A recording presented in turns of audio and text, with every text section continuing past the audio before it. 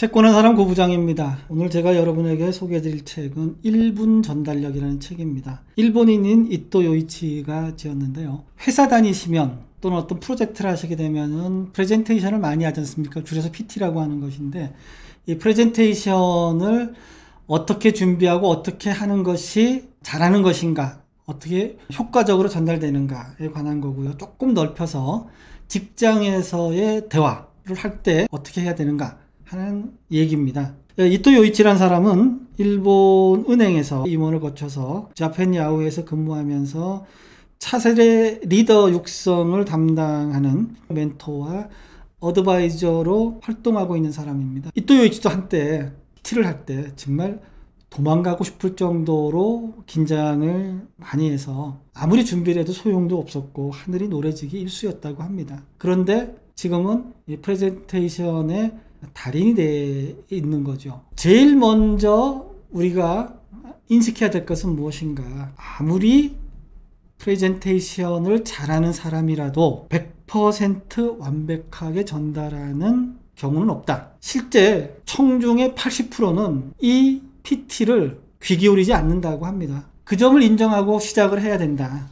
그러면 이 PT 능력이라는 것은 도대체 무엇을 얘기할까요? 이토 요이치가 얘기하는 프레젠테이션 능력은 남을 움직이게 만드는 능력이다. 상대의 머릿속에 나의 메시지를 조금이라도 남겨야지만이 상대가 움직이게 할 수 있습니다. 그러기 위해서는 메시지가 선명해야 됩니다. 메시지가 제대로 전달되기 위해서는 이야기를 만들어 전달하는 기술이 필요합니다. 자, 사람은 논리만으로도 이성만으로도 움직여지지 않습니다. 사람은 좌뇌로 이해하고 우뇌로 느껴야지만이 비로소 움직입니다. 전달하는 사람이 열정이 없으면, 그리고 또 그 열정이 듣는 사람에게 전달되지 않으면 몇 번을 얘기해도 상대가 움직이지 않습니다.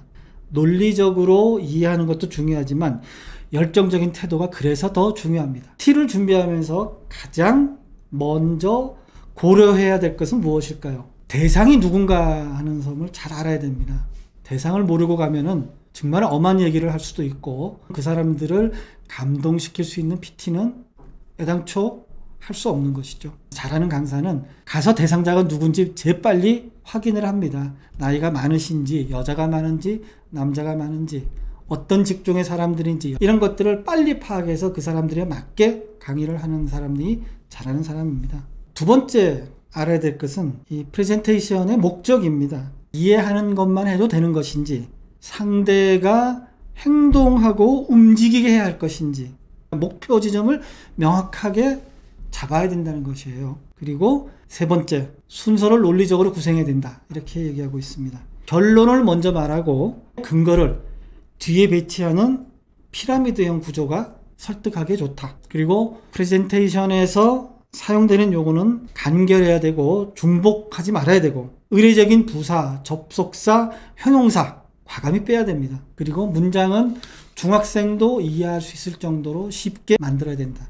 그리고 네 번째 얘기하는 것은 프레젠테이션 자료는 깔끔해야 한다. 글자 수와 말수를 줄여야 되고 단어도 짧고 명확한 것이 좋다는 겁니다. 도표보다는 그래프가 좋다는 거죠. 그래서 슬라이드를 읽는 것이 아니라 머리에 넣어줄 정도가 돼야 된다. 이런 것들이 다 파악이 되면 청중이 얼마인지, PT하는 공간이 얼마나 넓은지 다 거기에 맞게 조정돼야 된다, 이런 얘기입니다. 오마이게니치는 세계적인 컨설턴트입니다. 오마이게니치가 이런 얘기를 했답니다.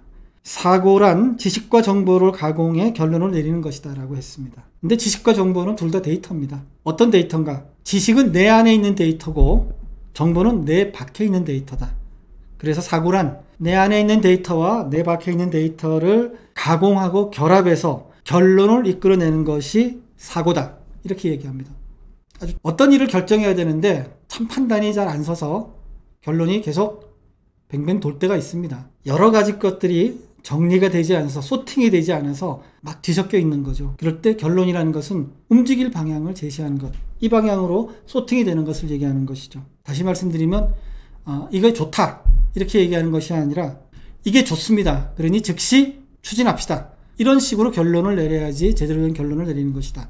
조직 생활을 하면 자기보다 선배나 상사가 있습니다. 그런데 이런 사람들이 엄밀하게 보자면 인간적으로 자기보다 우수하다고 할 수도 없고 모든 능력이 또 자기보다 뛰어나다고 볼 수도 없습니다. 그럼에도 불구하고 이게 계급이나 서열이 위기 때문에 존중을 해야 되는데, 아랫사람이 윗사람과 얘기를 할 때 상사를 승부로 생각하지 말고 좀 설득을 하는 것이 좋다. 그래야지 상사도 쉽게 납득하고 동의할 수 있다. 상사는 상대적으로 업무에 쫓기지 않아서 생각할 시간이 많지만 업무 범위가 넓어서 세세한 부분까지 잘 알지 못하기 때문에 충분한 근거를 가지고 얘기하면 설득할 수 있다. 부하가 상사와 얘기를 해서 상사가 가끔 결론을 내리지 않고 미루는 경우가 있는데, 그런 경우는 자기 윗사람 또는 그 회사를 설득할 근거가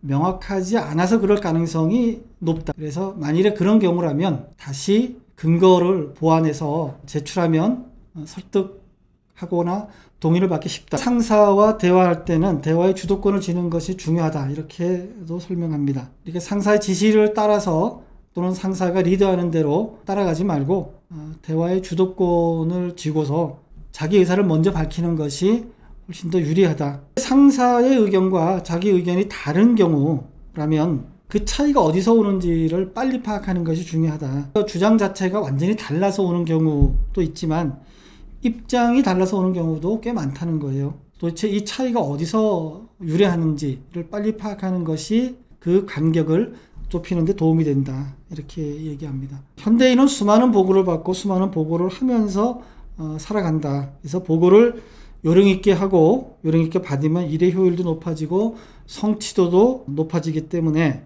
이 책을 통해서 프레젠테이션의 요령과 방법도 배우고 직장 동료와 상사와의 대화하는 법도 배울 수 있으면 도움이 되지 않을까 하는 이런 좀 생각해서 이런 책을 소개해 드렸습니다. 제가 이 책 1분 전달력에 주는 별점은 2입니다.